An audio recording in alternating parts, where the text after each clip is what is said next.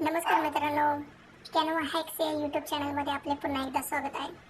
14 तारखेला डॉक्टर बाबासाहेब आंबेडकर यांची जयंती आहे. त्यानिमित्त आपण अशा टेम्पलेटचा यूज करून व्हॉट्सअप स्टोरी किंवा रील्स बनवू शकतो. यासाठी तुम्हाला काय करायचं आहे की कॅनवामध्ये यायचं आहे, सर्च टूलमध्ये डॉक्टर बाबासाहेब आंबेडकर सर्च करायचं आहे. तुमच्यासमोर खूप सारे टेम्पलेट्स आहेत.